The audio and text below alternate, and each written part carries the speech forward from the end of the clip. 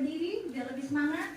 Berdiri ya, lebih tenang. Oke, ya, semangat ya. Walaupun siang masih harus tetap semangat. Tepuk semangat. Semangat. Semangat.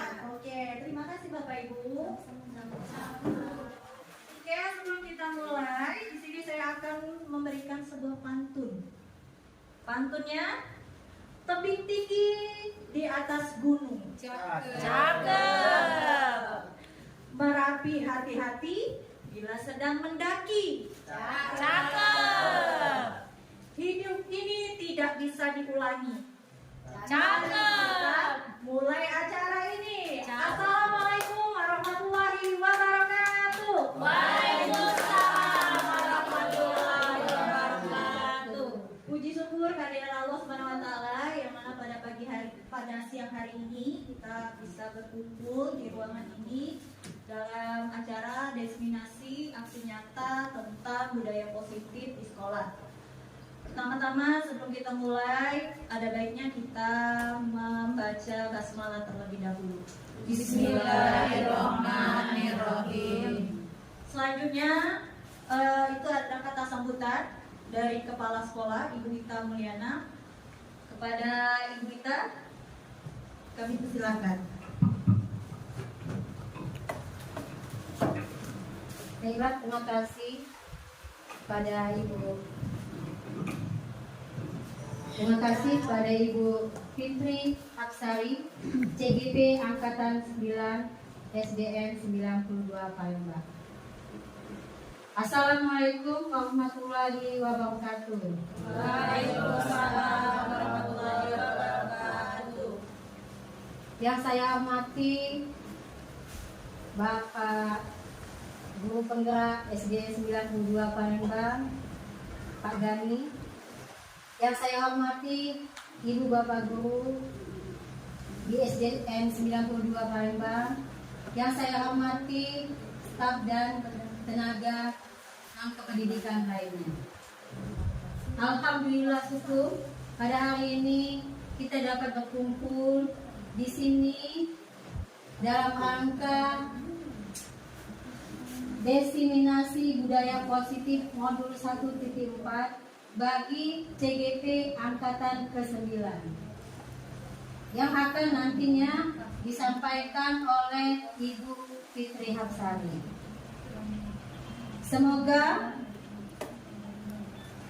acara ini nanti dapat berlangsung dengan lancar dan bisa kita implementasikan ilmunya ke kelas kita masing-masing.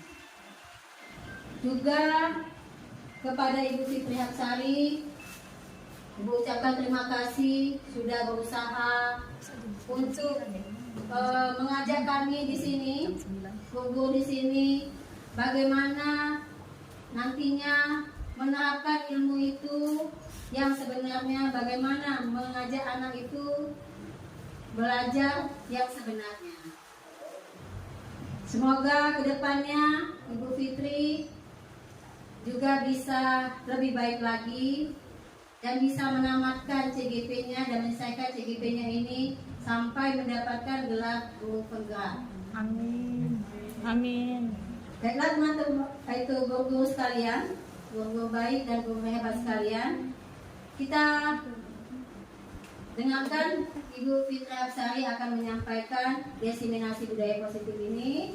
Hanya ini yang dapat Ibu sampaikan. Semoga kita tetap semangat dan tetap berupaya untuk menjadi guru yang dapat memajukan diri kita sendiri dan sekolah. Wabillahi taufiq wal hidayah. Assalamualaikum warahmatullahi wabarakatuh. Waalaikumsalam warahmatullahi wabarakatuh.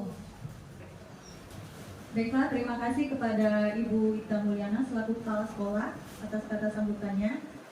Mohon izin Bu.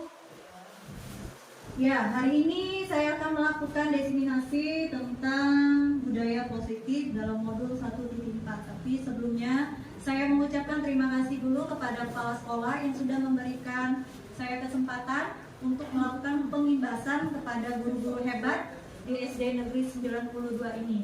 Kemudian saya juga mengucapkan terima kasih kepada Bapak Ibu guru hebat SD Negeri 92 karena sudah meluangkan waktunya untuk mengikuti kegiatan pada hari ini.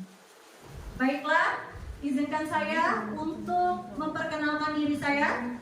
Nama saya Fitri Hapsari. Saya sebagai calon guru penggerak angkatan 9 dari Kota Palembang. Baiklah, kita langsung saja. Sebelum kita memulai kegiatan pada hari ini, ada baiknya kita membuat kesepakatan kelas terlebih dahulu. Di situ ada beberapa yang sudah saya tuliskan. Di antaranya aktif mengikuti diskusi, kemudian saling menghargai, yang ketiga bebas memberikan pendapat yang membangun. Nah, dari sini kesepakatan kelasnya saya minta untuk Bapak dan Ibu guru hebat yang mau memberikan saran, memberikan masukan tentang kesepakatan kelas untuk kita tambahi untuk kegiatan hari ini. Boleh Bapak Ibu? Silakan yang mau memberikan kesepakatan kelas hari ini. Ya, Ibu Nani silakan. Semangat dan senang hati. Oke, semangat dan senang hati dari Ibu Nani. Ada lagi Bapak Ibu yang lain? Ya, silakan Ibu Ilu. Saling memotivasi. Oke, saling memotivasi. Ada lagi yang lain Bapak Ibu?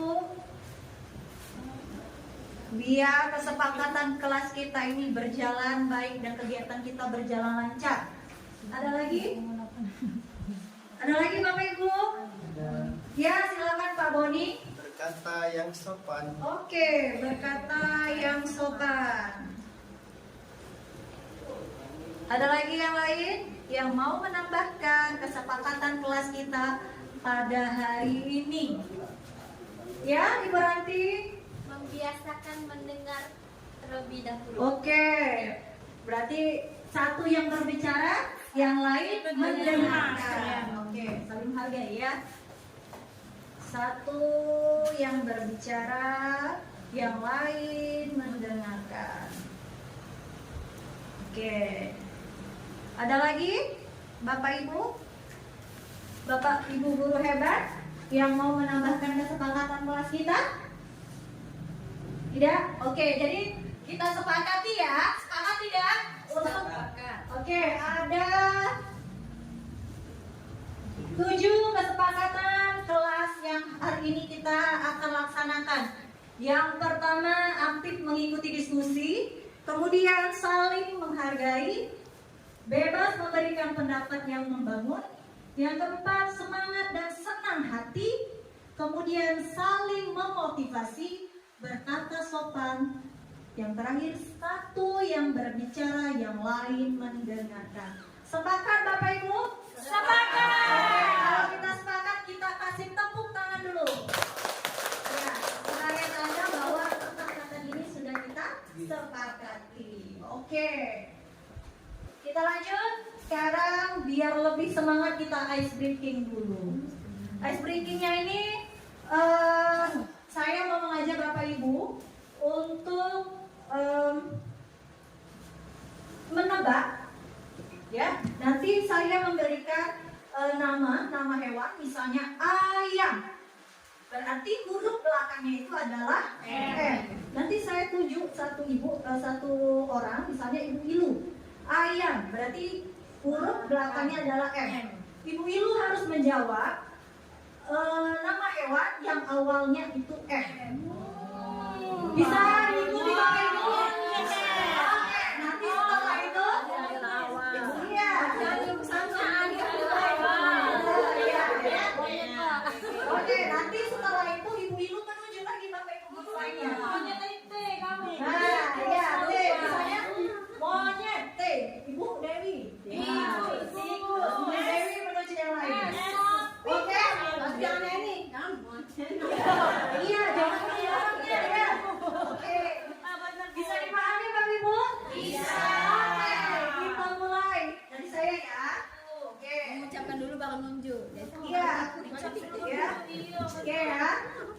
Siap Bapak Ibu? Siap. Oke. Sapi. Coba Ibu Nani. Ikan. Oke, ikan. N terakhirnya Ibu Nani. Pak Boni. Nah, ya Bapak Boni. Mana? Naga. Naga. Naga. Oke, naga. Berarti huruf terakhirnya A. Silakan Pak Boni tunjuk. Bapak Ibu tunjuk. Lagi dan pakai ini. Ayo. Ibu Emma. Ibu Erma, ayo silakan Ibu Erma. Ayam. Ayam, oke. Belakangnya apa? Sekarang Ibu Erma silakan tunjuk Bapak Ibu guru yang lainnya. Siapa ya? Tunjuk Beni. Ya, Bani. M. Monyet. Oke. Jangan ditunjuk orangnya ya. Oke. Ya, ini. Siapa lagi? Siapa yang belum dapat? Ya, Mei. Mei. T berarti. Tapir. Tapir. Oke. Berarti yang terakhirnya silakan Bu Meda, Bu Ranti. Bu Ranti. Bisa dong. Rusa. Rusa. Oke, bagus. Berarti A. Ayo, tunjuk Bu Ranti. Siapa yang Bu Ranti? Pak Iman. Pak Iman. Tidak boleh dengan yang sama. Haji. Oke. Oke. Siapa yang belum dapat? Bu Ita. Silakan Bu Ari. Masih ada Bu Antika, Bu Ari, Bu Dewi, sama Ibu. Boleh. Apa itu? Kita. Oke, Bu Dewi. Gajah. Gajah. Oke. Bita. Oke. Harimau. Oke. Berarti Ibu Antika. Ular. Oke.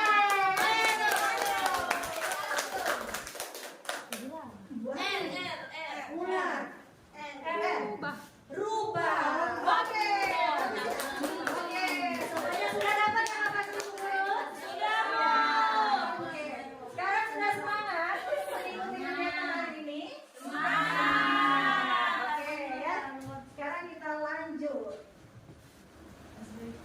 Hari ini ada 6 pokok inti tentang disiplin positif yang akan saya bagikan kepada Bapak Ibu guru hebat. Itu diantaranya yang pertama tentang disiplin positif, kemudian motivasi perilaku, posisi kontrol, kebutuhan dasar manusia, keyakinan kelas, dan restitusi.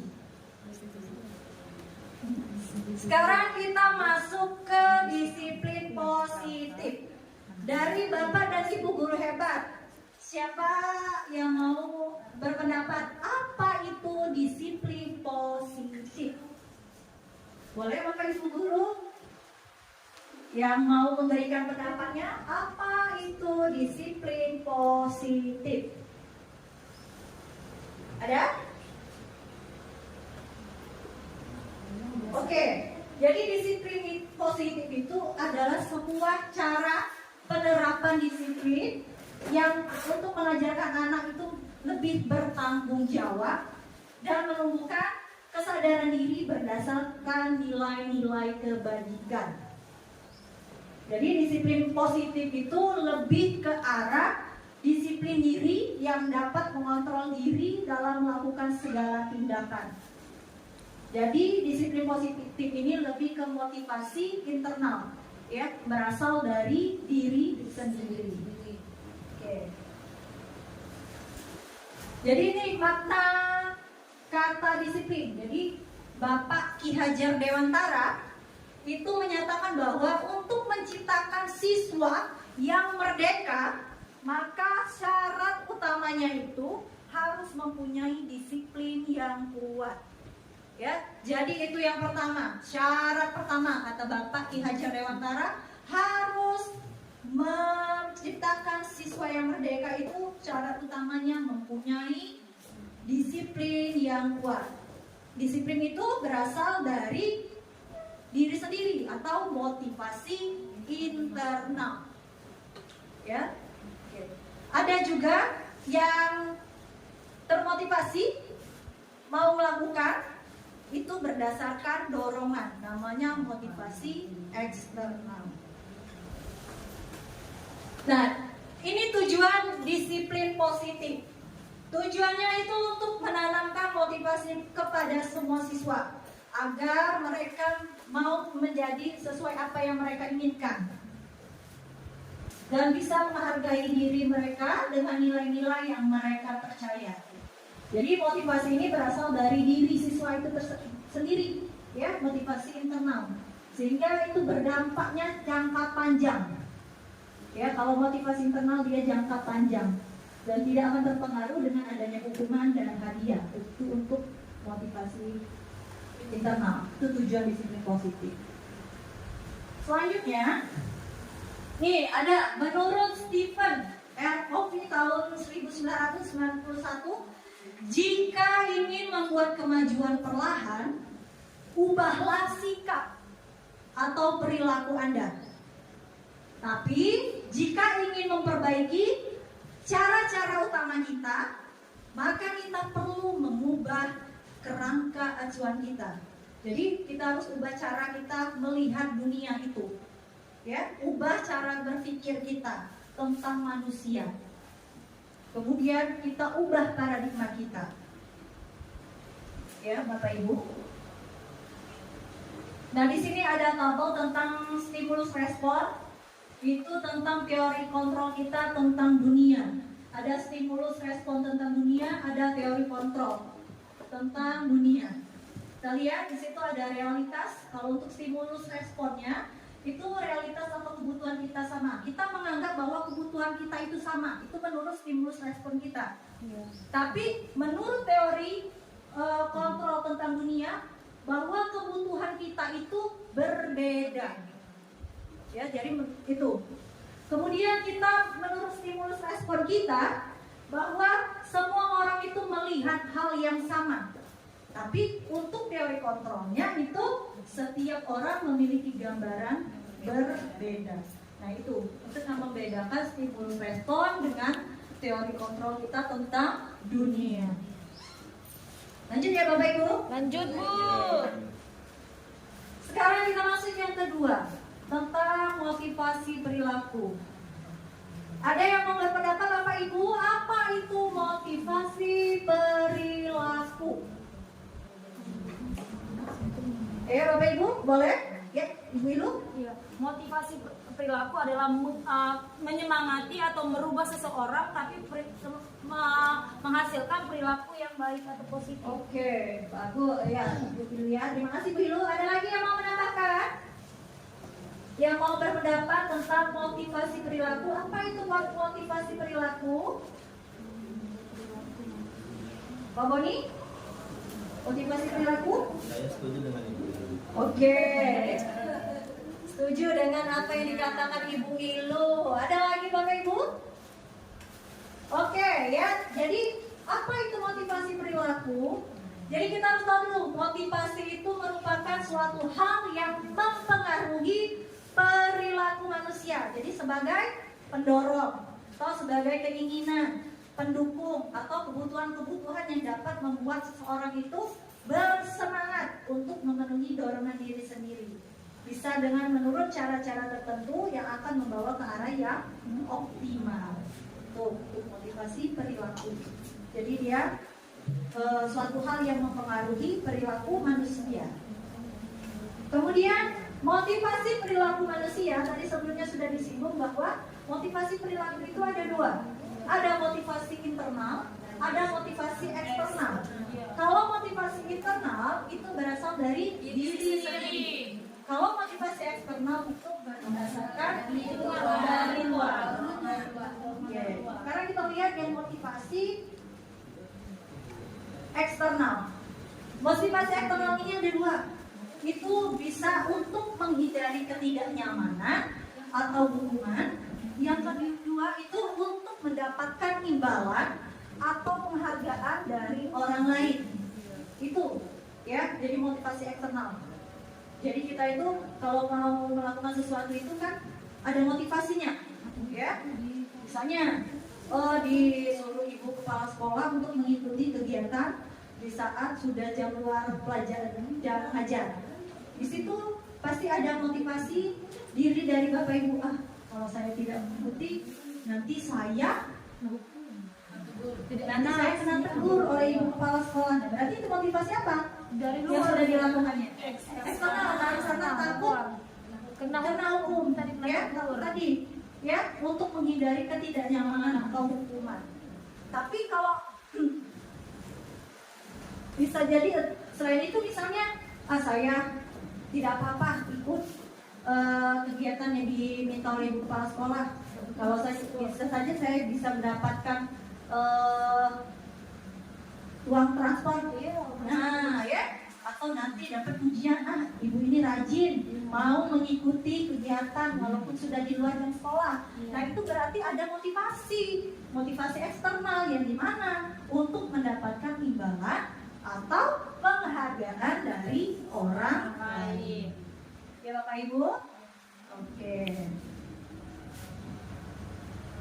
Nah, yang kedua itu ada motivasi internal. Ini tadi apa? Motivasi internal Bapak Ibu? dari dalam diri Bu, dari dalam diri sendiri. Motivasi ini dari diri sendiri. Jadi untuk menjadi orang yang mereka inginkan dan dihargai itu menghargai diri sendiri dengan nilai-nilai kebajikan yang ada. Di sini kita ya harus menghindari hukuman dan pemberian penghargaan berlebihan. Kalau selama ini kita sering menghukum siswa, misalnya ya, kalau dia melakukan atau kalau anak melakukan kesalahan terlambat. Kenapa kamu terlambat? Saya kesiangan. Ya sudah, kamu nanti saja masuk. Atau kenapa tidak buat tugas? Saya lupa Bu. Ya sudah, kamu duduk di belakang, kamu catat untuk hari ini. Gitu ya, hukuman ya. Kemudian penghargaan, misalnya ada yang bisa menjawab, kita kasih stiker bintang. Atau mendapat ulangan yang besar, kita kasih misalnya dengan apa? Iya, dengan pulpen, misalnya berupa barang ya. Nah, itu sebenarnya kalau dilakukan secara berlebihan, itu bisa menghilangkan motivasi internal kita. Ya, menghilangkan motivasi internal anak. Jadi dia melakukan tindakan itu karena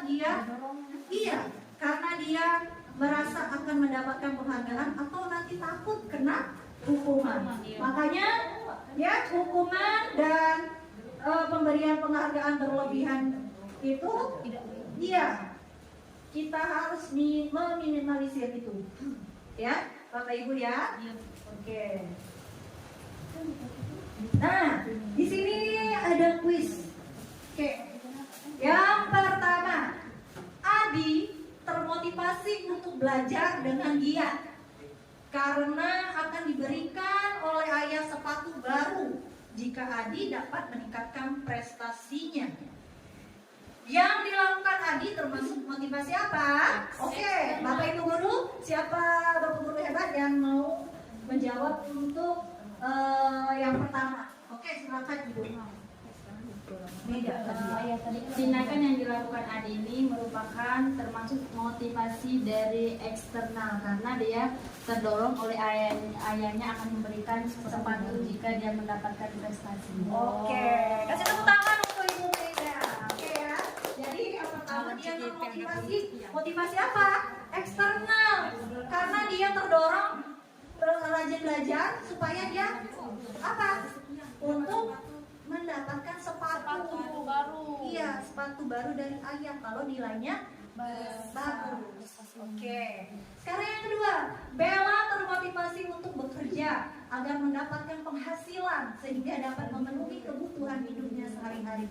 Yang dilakukan Bella termasuk motivasi apa? Boleh, Bapak Iman. Silakan Pak. Bella itu termotivasi dari eksternal karena dia pengen memiliki penghasilan dari pekerjaan dia sendiri. Eksternal atau internal Pak? Internal. Internal. Oke, terima kasih Pak Iman. Oke ya. Jadi yang kedua ini Bella ini termotivasi dari diri sendiri.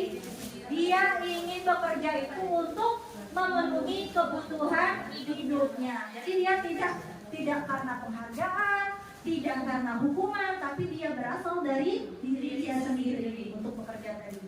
Sampai di sini Bapak Ibu ada yang mau ditanyakan? Oke, bisa dipahami ya Bapak Ibu ya? Oke, kita lanjut ya.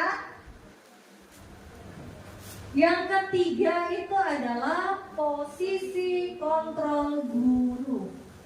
Nah, posisi kontrol guru.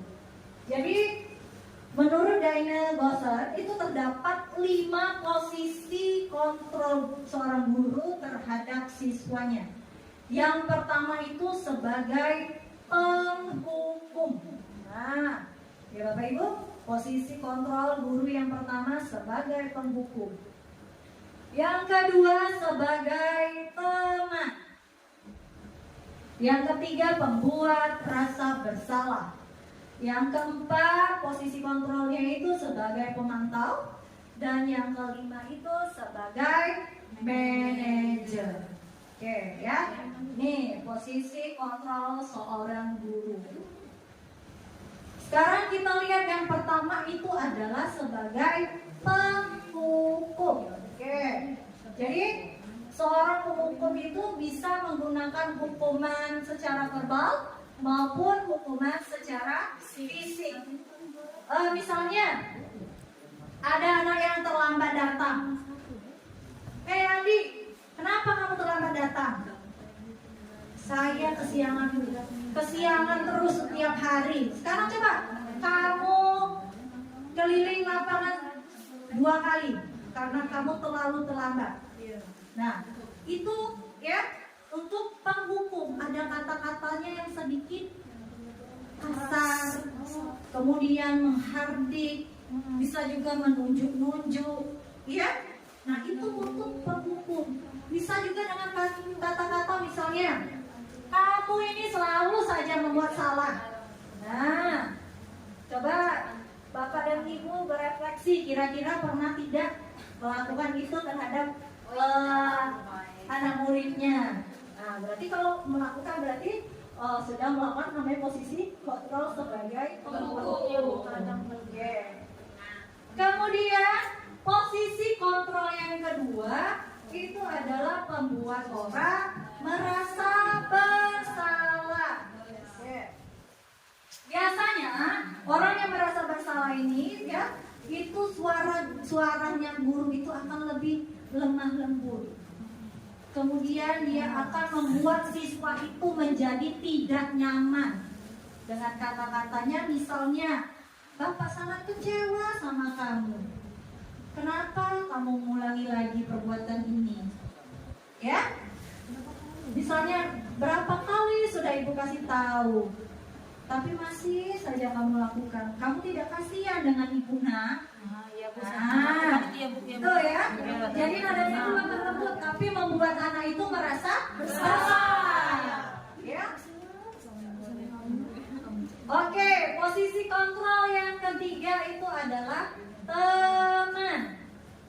Dalam posisi ini, guru itu tidak akan menyakiti murid, ya, tetapi akan selalu berusaha untuk mengontrol murid, ya, melalui apa? Persuasi atau ajakan, ya. Ini bisa berdampak positif, bisa berdampak negatif kalau untuk posisi kontrol sebagai teman, ya. Contoh kata-kata kita sebagai posisi kontrol teman. Ayo nak, bantulah ibu. Demi ibu ya nak. Ayo ingat, tidak semua bantuan ibu selama ini. Nah, itu ya. Itu posisi kontrol sebagai teman. Nah, ini bisa berdampak positif, bisa berdampak negatif. Dampak negatifnya apa? Bapak Ibu? Anak tidak mandiri. Iya, anak bisa tidak mandiri. Anak tadi tergantung dengan gurunya. Kalau gurunya tidak bisa menuruti apa yang dia mau, apa yang terjadi? Kecewa. Iya, murid akan merasa kecewa. Ya, oke. Jadi itu ya untuk posisi kontrol sebagai teman. Kemudian posisi kontrol keempat itu adalah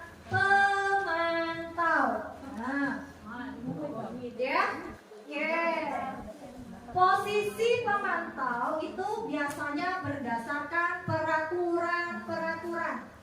Ya, dia berdasarkan peraturan-peraturan dan konsekuensi. Ya. Oke, dia biasanya pertanyaan yang diajukan kalau untuk posisi kontrol sebagai pemantau itu biasanya setelah anak melakukan kesalahan, kita panggil. Kamu tahu kenapa ibu panggil? Ya bu, saya terlambat datang. Kamu tahu peraturan kita apa? Nah, ya, misalnya apa yang kamu telah lakukan? Saya terlambat bu. Nah, itu guru sudah memposisikan dirinya sebagai pemantau karena berdasarkan peraturan-peraturan dan konsekuensi. Oke. Yang kelima, ini posisi sebagai manajer. Nah, Bapak Ibu, untuk posisi kelima ini, manajer itu biasanya itu guru berbuat sesuatu bersama murid. Ya, posisi ini mempersilahkan murid itu untuk mempertanggungjawabkan atas tindakan yang telah dilakukannya. Ya. Dan menemukan solusi atas permasalahan yang telah dilakukan murid tersebut. Nah, posisi manajer ini mengacu pada restitusi yang menjadikan murid itu sebagai manajer bagi dirinya sendiri. Jadi, guru itu mempersilahkan anak itu untuk mempertanggungjawabkan dan menanyakan solusi apa yang akan dilakukan anak tersebut atas tindakannya. Oke, Bapak Ibu? Nah, ya. Nah, jadi di posisi manajer ini murid itu diajak untuk menganalisis kebutuhan dirinya dan kebutuhan yang lain yang belum terpenuhi. Ya. Kemudian di posisi manajer ini juga akan terjadi kolaborasi antara siswa. Nah, di posisi manajer ini biasanya kata-kata yang digunakan oleh guru itu, ya, itu apa yang kamu yakini, nah. Misalnya ada guru, ada siswa yang melakukan kesalahan, kita panggil, kemudian kita tanya atas kesalahannya itu atau tindakannya itu kita tanya. Nah, apakah kamu masih ingat keyakinan kelas yang sudah kita sepakati? Dan anak itu jawab misalnya, iya. Keyakinan kelas yang mana yang telah tidak sesuai dengan yang kamu lakukan? Nah, di situ, ya. Kemudian guru juga menanyakan kepada siswa, apakah kamu punya solusi untuk mengatasi tindakan yang kamu perbuat? Nah, itu ya. Jadi anak itu menemukan solusinya. Jadi solusi itu tidak berdasarkan gurunya. Kalau kita dulu biasanya kalau anak salah, kita panggil, kita tanya, ya. Setelah itu sudah. Sekarang selain suruh apa? Biasanya ya sudah. Kamu ambil sampah. Nah, jadi tidak menemukan solusi, ya. Tapi dengan sebagai manajer ini, kita meminta anak itu untuk menganalisis tindakannya, kesalahannya, kemudian mereka sendiri yang menemukan solusi atas tindakannya. Oke, Bapak Ibu ya. Nah, sekarang kita refleksi diri. Kira-kira kita sebagai seorang guru, posisi kontrol guru apa yang sudah kita terapkan? Coba, kira-kira Bu Ari, selama ini posisi kontrol apa yang sudah Ibu Ari laksanakan? Semuanya sebagai teman, karena kadang kita juga ketika ada anak yang murung kita panggil. Nah, kita tanya dia bisa curhat. Jadi kita bisa sebagai teman untuk mencurahkan apa yang menjadi beban dia kok murung. Oke, Bu Ari sudah menerapkan posisi kontrol sebagai teman. Kalau Ibu Meda, kira-kira posisi kontrol apa yang sudah Ibu Meda terapkan selama ini di kelas? Kalau pengen sih manajer, tapi karena kelas 1 rasanya belum bisa, jadi saya lebih menemukan Pemantau, sekolah pemantau karena Oke. kelas 1 banyak yang dipantau. Oke, oke ya Ibu Meda menerapkan posisi kontrol gurunya itu sebagai pemantau. Kalau Ibu Dewi, kira-kira posisi kontrol guru apa yang sudah Ibu Dewi terapkan? Ya, ada pemantau, ada teman, pembuat rasa bersalah. Oke, teman, posisi sebagai teman, sering membuat merasa bersalah. bersalah. Oh, gitu. Oke. Coba kalau Ibu Nani, posisi kontrol apa yang sudah Ibu Nani terapkan? Nah, itu karena saya mengajar kelas rendah dan kelas tinggi, Iya. jadi kelima-limanya pernah saya lakukan. Oke, kasih tepuk tangan untuk Ibu Nani. Ya, Ibu Nani sudah menjalankan posisi kontrol kelima-limanya. Oke. Ya. Jadi kita sudah tahu ya Bapak Ibu Guru, posisi kontrol apa, dan kita sudah merefleksi diri. Oh, selama ini saya ini berada pada posisi kontrol sebagai teman. Oh, selama ini posisi saya ini sebagai pembuat rasa bersalah. Ya, kalau Ibu Nani tadi dia sudah menerapkan seluruhnya. Kasih tepuk tangan sekali lagi. Oke, dari kelima posisi kontrol guru ini, menurut Bapak Ibu, posisi kontrol guru yang mana yang baik untuk kita terapkan? Posisi Manajer. Ya, Bu Ilu, posisi apa? Sebagai manajer, Bu. Ya, kenapa posisi sebagai manajer Bu Ilu? Di situ sebagai anak merefleksi diri mereka, memperbaiki diri mereka sendiri tanpa kita menghargai mereka. Oke, ada yang lain. Kalau Ibu Ilu dia posisi kontrol yang baik untuk kita terapkan manajer. Yang lain, Bapak Ibu guru hebat? Sepakat manajer? Sepakat. Iya.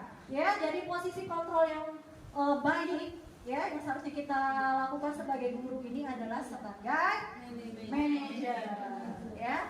Jadi kita menganalisis dulu kebutuhan anak ya. Jadi kita memposisikan diri yang baik itu sebagai manajer.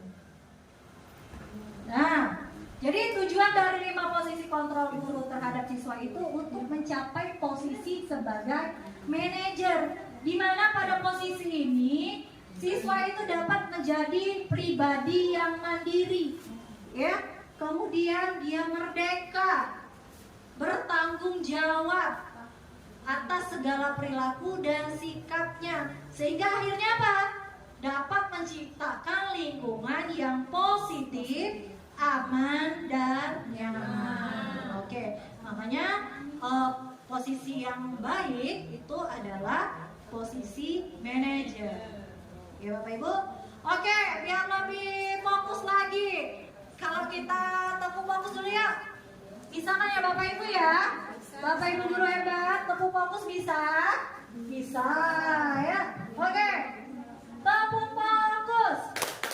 Melihat, mendengar, mengingat, fokus. Oke ya.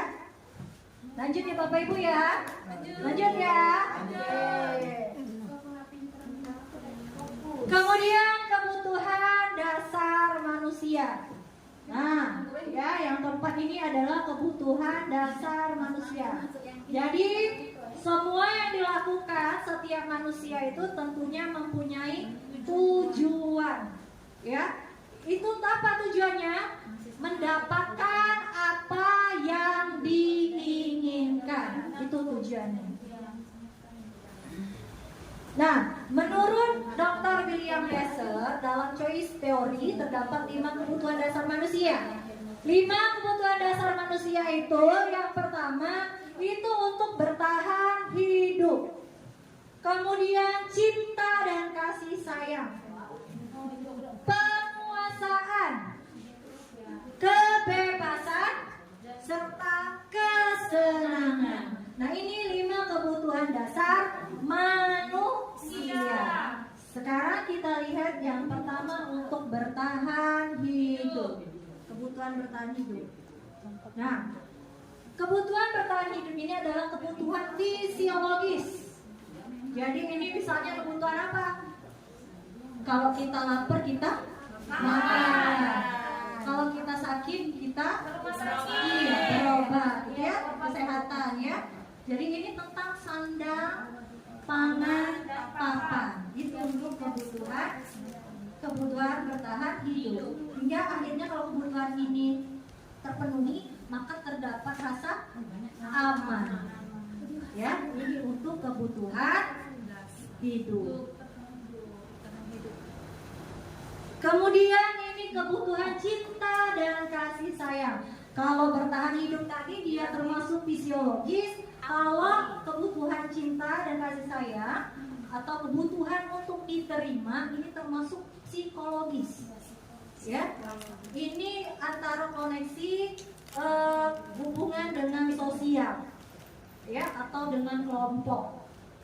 Nah ini misalnya kita dengan orang tua murid, ya, kita sebagai guru dengan orang tua murid. Jadi anak itu ada yang mau mencari perhatian, misalnya, ya, lagi di kelas tuh. Kemudian ada yang pada saat kita bertanya, dia selalu menyeletuk. Nah, bahasa itu ya. Menyeletuk. Nah, itu untuk apa itu? Cari perhatian. Iya, itu untuk mendapatkan perhatian, ya. Perhatian baik dari guru maupun dari teman-temannya. Ya. Oke.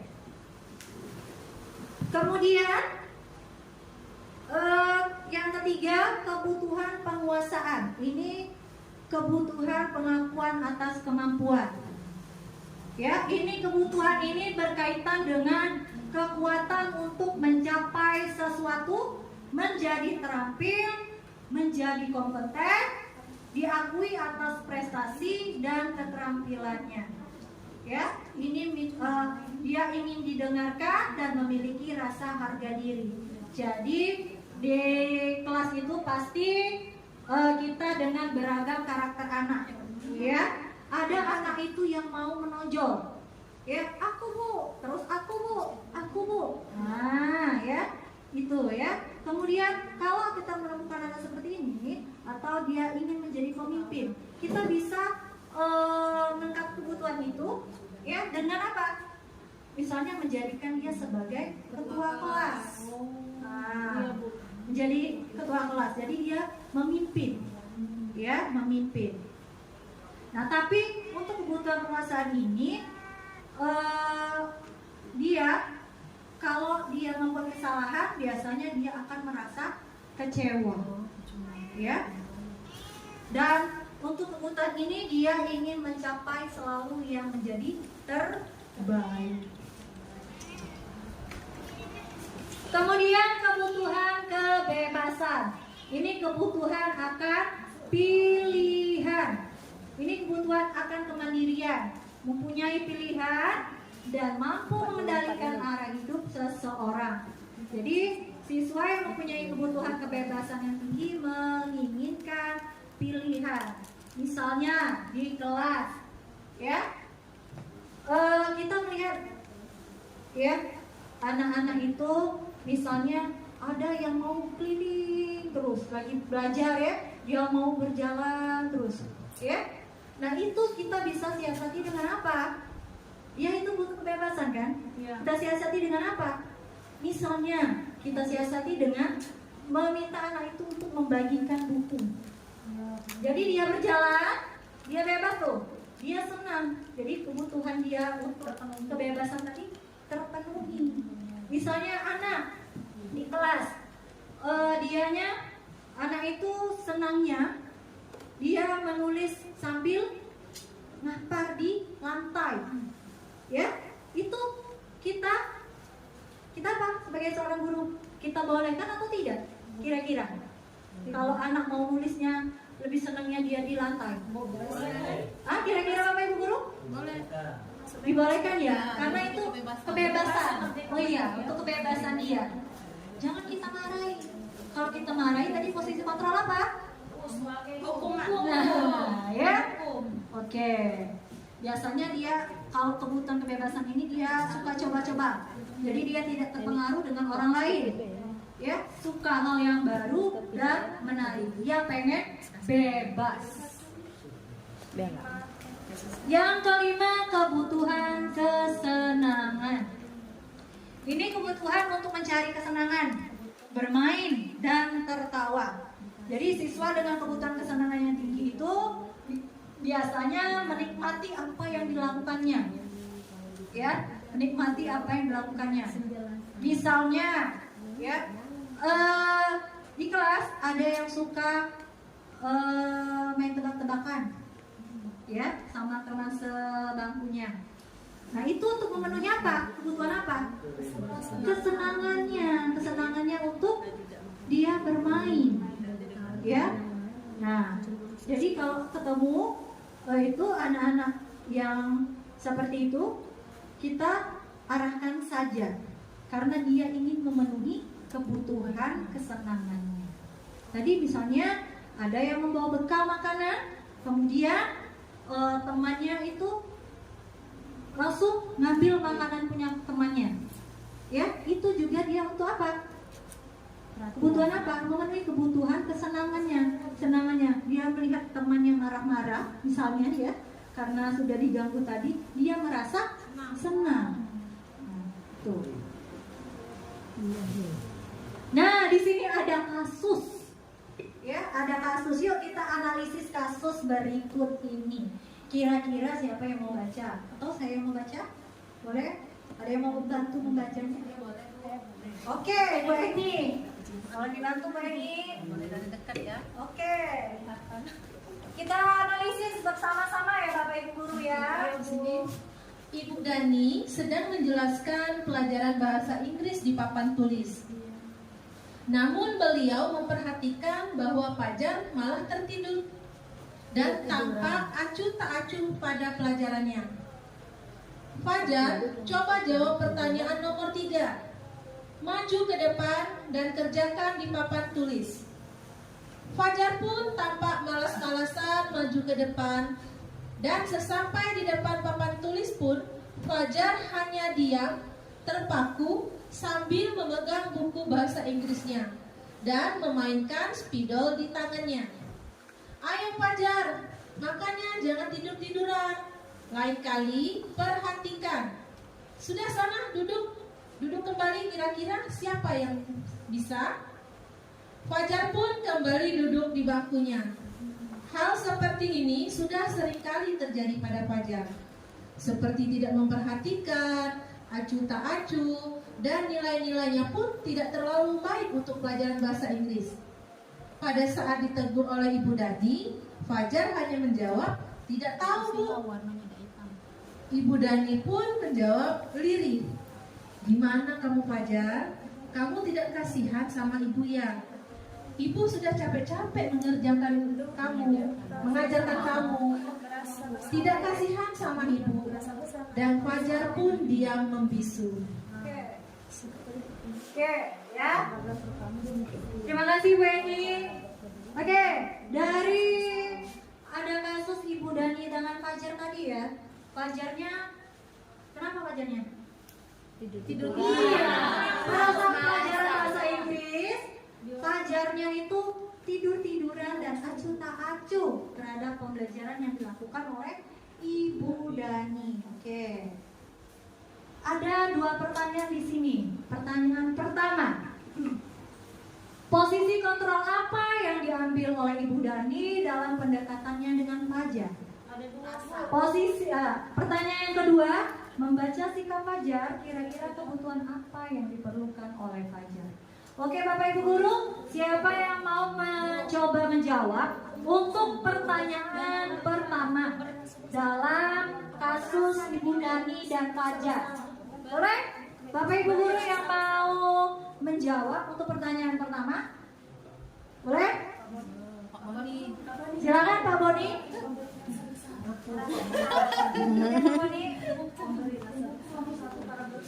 Ya, terima kasih. Posisi kontrol Ibu Dani dalam pendekatannya itu sebagai pembuat memberi rasa bersalah kepada anaknya si Fajar. Tuh. Posisi kontrolnya apa nih? Posisi kontrol ini diambil Ibu Dani. Memberi rasa bersalah. Memberi rasa bersalah. Oke, terima kasih Pak Boni. Ada lagi Bapak Ibu guru lain yang tidak sependapat atau kurang sependapat dengan jawaban dari Pak Boni? Posisi kontrolnya itu kata Pak Boni membuat merasa bersalah. Oke, ada? Di paragraf pertama itu Ya, ada silakan. di paragraf pertama itu dia kumpul-kumpul. Kamu ini Dani malas-malasan. Oke.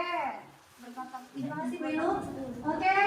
Kalau kata Bu Ilu itu posisi kontrolnya yang dilakukan Ibu Dani itu adalah sebagai penghukum. Oke. Paragraf pertama. Oke ya. Oke, nanti kita bahas ya Bapak Ibu guru ya. Sekarang pertanyaan kedua. Membaca sikap Fajar, kira-kira kebutuhan apa yang diperlukan oleh Fajar? Siapa yang mau jawab Bapak Ibu guru? Yang mau mencoba? Kebutuhan apa yang dibutuhkan oleh Fajar? Nah, oke, coba Bu Eni dan Bu Eni. Kebutuhan yang dilakukan oleh Fajar itu dan dibutuhkan oleh Fajar itu kebutuhan ingin diterima ataupun ingin diperhatikan. Karena tindakan Fajar tadi dia itu guling-gulingan ketika pelajaran bahasa Inggris. Jadi dia itu selalu diperhatikan oleh gurunya. Terima kasih Bu Eni. Jadi tadi posisi sikapnya itu, kebutuhannya itu merasa ingin diperhatikan. Ya. Oke, ada lagi yang lain Bapak Ibu guru yang mau mencoba menjawab pertanyaan ini? Tidak ada. Oke, kita lanjut ya. Nah, ini jawabannya. Ya. Untuk pertanyaan pertama tadi posisi kontrol apa yang diambil oleh Ibu Dani? Dia posisi kontrolnya itu sebagai pembuat orang merasa bersalah. Tepuk tangan untuk Pak Boni. Oke, yang kedua pertanyaannya tadi kebutuhan apa yang ingin dipenuhi oleh si Fajar? Ya, berarti yang dijawab yang tadi merasa ingin diakui atau merasa keberadaannya itu diterima di kelas. Nah, jadi berdasarkan kasus ini kita bisa terapkan di kelas. Jadi kita bisa menganalisis tindakan yang dilakukan oleh siswa itu kira-kira ada kebutuhan dasar yang belum terpenuhi oleh siswa. Ya, lanjut ya Bapak Ibu. Lanjut. Tepuk tangan ya. Terima kasih Bapak Ibu. Yang kelima, keyakinan kelas. Nah, Bapak Ibu guru kemarin tahun ajaran baru sudah pernah membuat kesepakatan kelas? Ada? Oke ya. Nah ini kita akan masuk ke keyakinan kelas.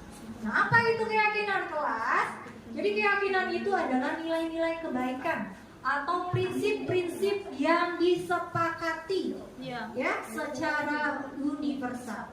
Jadi orang itu biasanya akan lebih tergerak kalau dia itu melaksanakan apa yang diyakininya daripada dia mengikuti peraturan.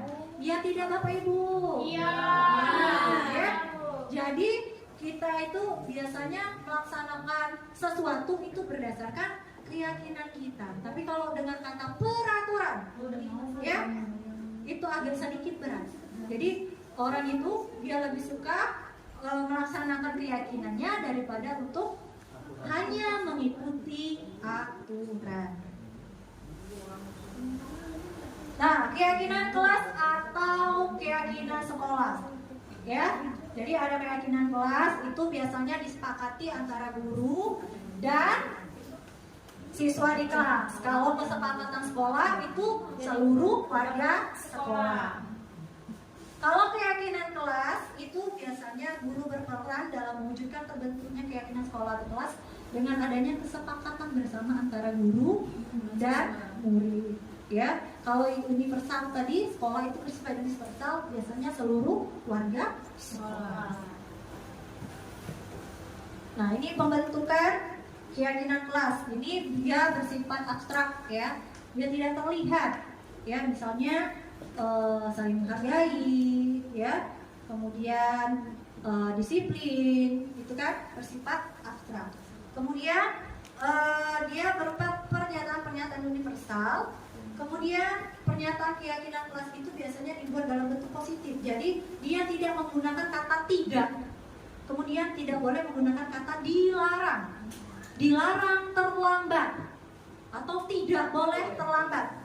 Itu tidak boleh Bapak Ibu. Jadi kalau kita mau membuat keyakinan kelas, kita harus menggunakan atau merubah menjadi kalimat positif. Ya. Jadi harus misalnya tidak boleh datang terlambat. Kita ubah menjadi kalimat positifnya apa? Datang tepat waktu. Misalnya tidak boleh membuang sampah di kelas. Kalimat positifnya apa? Jagalah kebersihan kelas. Itu ya Bapak Ibu ya.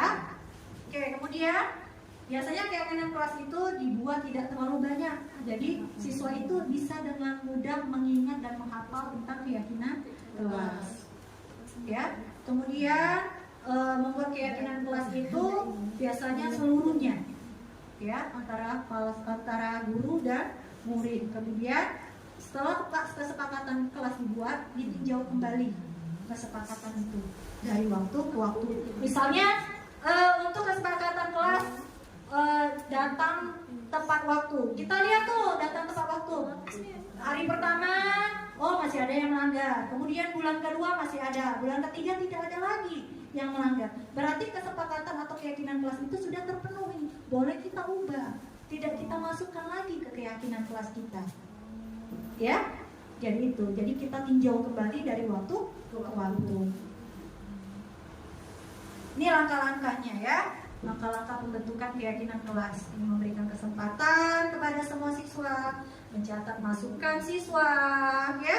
Kemudian menyusun keyakinan kelas tadi berdasarkan prosedur, meninjau kembali, meninjau ulang secara bersama-sama. Kemudian setelah kesepakatan atau keyakinan kelas dibuat, maka ditinjau ulang dan disetujui oleh semua warga yang ada di kelas.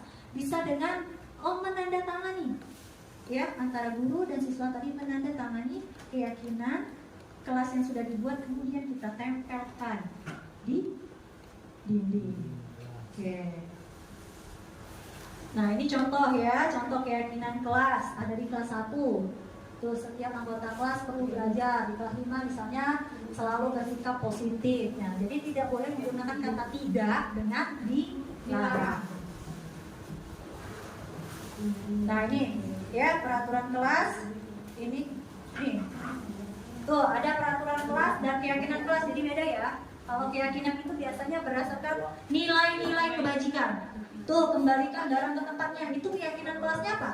Bertanggung jawab. Kemudian dilarang. Kan kalau peraturan dia bisa masih menggunakan kata dilarang ya. Dilarang mengganggu orang lain. Tapi kalau keyakinan kelasnya apa? Saling menghormati. Itu ya, makanya sekarang kita lebih membentuk dengan keyakinan kelas daripada dengan peraturan kelas. Karena peraturan itu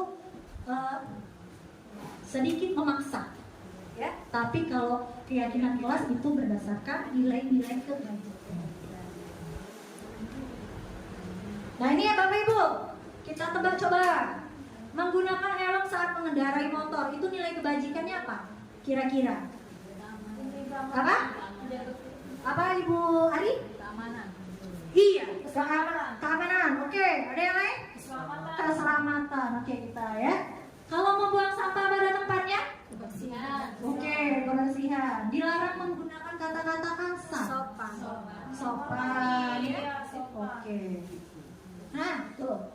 Ya, keselamatan. Kalau membuang sampah pada tempatnya itu nilai keyakinan atau kebajikan yang menjaga kebersihan. Dilarang menggunakan kata-kata kasar itu selalu bersikap positif dan hormat. Nah ini ya, ini dalam penerapan keyakinan kelas. Jadi kalau kita terjadi pelanggaran akan ada sanksi atau kita melakukan sanksi atau pemberian hukuman atau dengan melakukan restitusi. Kalau hukuman itu membuat identitas gagal terhadap siswa. Tapi kalau kita memberikan sanksi atau konsekuensi itu sudah termasuk identitas berhasil, ya. Kemudian kalau restitusi juga sudah berhasil dan sukses. Nah ini ada pernyataan Bapak Ibu. Ini termasuk hukuman atau konsekuensi. Menggantikan kertas tugas teman yang dicoret-coret. Itu termasuk hukuman atau konsekuensi? Konsekuensi. Termasuk apa? Ibu Ranti, kalau menggantikan kertas tugas teman yang dicoret-coret. Konsekuensi atau hukuman? Konsekuensi. Oke. Kemudian membersihkan WC karena sudah mematahkan pensil teman. Hukuman. Iya. Ya, membersihkan WC. Oke. Yang ketiga, membersihkan tumpahan air di meja karena tersenggol. Itu Konsekuensi. iya, ya. Jadi benar ya, menggantikan kertas tugas teman yang dicoret-coret itu termasuk konsekuensi. Ya. Kemudian membersihkan WC karena sudah mematahkan pensil teman itu hukuman. Kemudian membersihkan tumpahan air itu konsekuensi. Dan kenapa itu ada restitusi? Jadi restitusi ini proses menciptakan posisi bagi siswa untuk memperbaiki kesalahan mereka sehingga mereka bisa kembali kepada kelompoknya. Ya, dengan siswa itu bisa menjadi lebih memiliki tujuan. Ya. Kemudian dia bisa memulihkan dirinya dari rasa bersalahnya. Oke. Ini ciri-ciri restitusi, ya. Jadi restitusi itu bukan menebus kesalahan, tapi untuk belajar dari kesalahan. Kemudian memperbaiki hubungan, ya. Itu tawaran. Restitusi itu tawaran, bukan paksaan. Kemudian menuntut untuk melihat ke dalam diri, kemudian mencari kebutuhan dasar dan mencari yang terbaik, kemudian fokus pada karakter, bukan tindakannya, kemudian menguatkan, mengembalikan siswa yang berbuat salah pada kelompoknya. Nih, jadi segitiga restitusi itu ada 3. Yang pertama, dalam menyelesaikan masalah yang kita harus lakukan itu dengan menstabilkan identitas. Kemudian validasi tindakan yang salah. Yang terakhir kita meyakini, menanyakan keyakinan. Nih, ya. Jadi menstabilkan identitas itu bisa dengan pertanyaan. Setiap orang itu pasti pernah melakukan kesalahan. Bisa juga dengan kamu bukan satu-satunya yang pernah melakukan ini. Jadi kita lakukan tahapan ini dulu dalam menyelesaikan masalah. Ya, kemudian setelah kita menstabilkan identitas siswa, maka kita ke validasi tindakan yang salah. Kamu tentu punya alasan mengapa kamu melakukan ini. Nah, kalau Bapak Ibu guru sudah melakukan itu, berarti Bapak Ibu guru sudah melakukan validasi tindakan yang salah. Kemudian yang ketiga, menanyakan keyakinan kelas. Di sini kita tanyakan dulu mereka itu melanggar keyakinan kelas yang mana. Kemudian meminta anak itu, ya, murid itu untuk menemukan sendiri solusi dari tindakannya. Nih ya. Jadi contoh kalimatnya kalau menstabilkan identitas itu berbuat salah itu tidak apa-apa, nak. Atau tidak ada manusia yang sempurna. Atau kita bisa menyelesaikannya, nak, secara bersama-sama. Ya. Jadi kita itu mengubah identitas anak, ya, identitas gagal itu menjadi identitas yang sukses. Jangan anak salah malah kita tambah sudutkan. Yang ada anak akan iya. Ya. Kemudian tadi validasi ini bisa dengan kata-kata padahal kamu bisa melakukan yang lebih buruk lagi, ya, nah, dari yang kamu lakukan sekarang. Nah, pasti kamu punya alasan, nak, melakukan kesalahan itu. Nah, kemudian kamu boleh mempertahankan sikap itu, tapi kamu harus menambahkan sikap baru. Itu sisi validasi. Kemudian menanyakan keyakinan, ya, bisa dengan kita gunakan apa yang kita percaya sebagai kelas kita. Apa nilai-nilai hukum yang sudah kita sepakati? Kemudian apa solusi yang bisa kamu lakukan untuk memperbaiki kesalahan ini? Nah, ya, ada analisis kasus lagi. Masih semangat nggak Bapak Ibu? Masih. Coba kalau masih semangat, kita tepuk semangat lagi ya. Oke, tepuk semangat.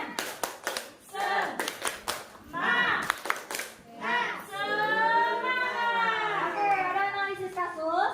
Anto dan Dino sedang bermain bersama di lapangan basket dan tiba-tiba terlibat dengan sebuah pertengkaran adu mulut. Dino pun menjadi emosi dan mengadakan kontak fisik, menarik kemeja Anto dengan kasar sampai 3 kancingnya terlepas. Pada saat itu, guru piket langsung melerai mereka dan membawa mereka ke ruang kepala sekolah. Ibu Suti sebagai kepala sekolah berupaya menenangkan keduanya, terutama Dino. Dino, sepertinya kamu saat ini sedang marah sekali. Mendengar itu, Dino pun mengalir bercerita tentang kesalahan hatinya. Ibu Suti pun melanjutkan bahwa membuat kesalahan adalah hal yang manusiawi dan bahwa mempertahankan diri adalah hal yang penting. Namun meminta Dino memikirkan cara lain yang mungkin lebih efektif karena saat ini Dino berada di ruang kepala sekolah. Ya. Kemudian Ibu Suti melanjutkan bertanya tentang keyakinan sekolah yang disepakati. Serta apakah Dino bersedia memperbaiki kesalahan yang dilakukan terhadap Anto. Dino pun akhirnya perlahan mengangguk. Kemudian Ibu Suti balik bertanya kepada Anto, hal apa yang bisa dilakukan Dino untuk memperbaiki masalah? Anto menjawab, saya perlu kancing saya diperbaiki, Bu. Ibu saya akan sangat marah kalau melihat kancing baju saya sampai copot 3 kancing begini. Ibu Suti pun kembali bertanya ke Dino, apakah yang akan dilakukan untuk menggantikan 3 kancing Anto yang terlepas? Dino berpikir sejenak namun menjawab, wah, tidak tahu, Bu. Ya, saya lem kembali. Mungkin ya, Bu. Ibu Suti berpikir sebentar dan menanggapi, kalau dilem akan mudah terlepas kembali, Dino. Bagaimana kalau kamu jahitkan saja? Bersediakah kamu? Nah, Dino tampak ragu-ragu dan menanggapi, menjahit. Mana saya tahu bagaimana menjahit, Bu. Ibu Suti meneruskan, apakah kamu bersedia belajar menjahit? Dino berpikir sejenak, ya, memandang ke meja Anto dan menanggapi, yang mengajari saya siapa, Bu? Dengan cepat Ibu Suti menjawab, Pak Irfan, guru tata busana. Dino kembali diam sejenak, memandang ke meja Anto yang tanpa kancing. Akhirnya dia mengangguk, tanda menyetujui, dan sepanjang siang itu Dino belajar menjahit dan memperbaiki kemeja Anto. Terakhir kali terlihat kedua anak laki-laki tersebut, Dino dan Anto, pada jam pulang sekolah. Mereka sudah bercengkrama dan bersenda gurau kembali. Oke, ada 3 pertanyaan di sini. Pertanyaan pertama, posisi kontrol apa yang telah dipraktikkan oleh kepala sekolah Ibu Suti? Manajer. Oke, manajer. Yang kedua, dalam kasus tersebut, bagaimana Dino dikuatkan? Bagaimana Anto dikuatkan oleh Ibu Suti? Ya, Ibu Dewi? Diberikan pengertian. Bu Ari? Iya, Ibu Lu? Oke. Ya. Yang ketiga, kira-kira nilai kebajikan atau keyakinan sekolah apa yang dituju dalam kasus tersebut? Keyakinan kelas mana? Oke, saling menghargai. Kita lihat sama-sama. Lihat, benar ya. Jadi posisi kontrol yang sudah Ibu Suti lakukan itu adalah sebagai manajer, ya. Karena Ibu Suti tidak memberikan hukuman, ya, tapi dia bertanya, kemudian mengajak Dino dan Anto untuk memperbaiki kesalahannya, kemudian membimbing untuk dapat mengatur diri. Nah ini bagaimana Dino dikuatkan? Dino dikuatkan dengan kalimat Bu Suti, membuat kesalahan adalah hal yang manusiawi. Ya, mempertahankan diri adalah hal yang penting. Itu untuk Dino. Ya, kalau Anto dikuatkan dengan mendengar kalimat Bu Suti ke Dino, melihat bajunya yang sudah diperbaiki oleh Dino. Oke. Yang ketiga, nilai-nilai kebajikan yang sudah dilaksanakan, bertanggung jawab. Karena tadi, ya, kancingnya lepas dan Dino bersedia untuk memperbaiki kancing baju Anto. Kemudian menghargai, ya, karena kesalahan itu adalah manusia. Kemudian percaya diri. Oke, itu saja Bapak dan Ibu guru hebat. Sebelum saya mengakhiri, saya mau minta Bapak Ibu guru satu atau dua orang yang akan merefleksikan apa yang telah Ibu Bapak Ibu guru dapatkan dalam diseminasi budaya positif bersama saya hari ini. Boleh Bapak Ibu guru yang mau merefleksikan diri tentang budaya positif? Oke? Ayo Bapak Ibu guru. Pak Iman. Oke, Ibu Ilu, boleh Ibu. Terima kasih Ibu Pit. Sebelum saya mendengarkan diseminasi budaya positif dari Ibu Pit ini, saya menjalankan 3 tindakan dari Ibu, ya, yaitu sebagai pemberi rasa bersalah pada anak, terus saya penghukum, dan juga saya sebagai teman. Dengan Ibu memberikan diseminasi budaya positif ini, saya tergerak Bu, ingin menjadi manajer. Jadi di mana saya itu memanusiakan anak didik saya, menjadi pengontrol emosi saya sendiri, terus bisa membuat anak-anak, terutama siswa saya itu menjadi percaya diri dan mandiri Bu. Jadi saya ingin berubah menjadi seorang yang ibu guru yang manajer Bu. Oke, terima kasih Ibu Ilu. Ada lagi Bapak Ibu guru? Ya Ibu Eni. Baiklah, terima kasih Bu Fitri. Jadi refleksi yang saya dapatkan pada hari ini, yang pertama mengenai disiplin positif, kemudian mengenai kebutuhan dasar. Nah, di sini kebutuhan dasar ini menarik juga bagi saya karena kita dalam ngejudge seseorang, kita harus tahu dulu apa sih kebutuhan yang ingin dia inginkan. Jadi kita bisa menarik kesimpulan dari kebutuhan itu. Kemudian 5 posisi kontrol guru. Nah, di sini ke 5 posisi itu menurut saya ada yang terbaik dari 5 posisi kontrol. Dulu saya terapkan, saya merefleksi diri saya menggunakan pembuat rasa bersalah kepada anak, itu yang sering saya lakukan. Tetapi setelah saya mengikuti diseminasi ini, saya beranggapan bahwa selama ini saya salah. Dan insya Allah kedepannya akan saya hilangkan yang seperti itu. Jadi saya ingin menjadi manajer untuk menerapkan kepada anak didik saya, sehingga anak didik saya lebih bersifat mandiri. Nah, mungkin itu saja Bu Fitri. Terima kasih. Wassalamualaikum warahmatullahi wabarakatuh. Waalaikumsalam warahmatullahi wabarakatuh. Terima kasih Bu Eni. Ada lagi Bapak Ibu guru yang mau merefleksikan tentang hari ini, kegiatan kita hari ini? Coba sedikit Pak Boni.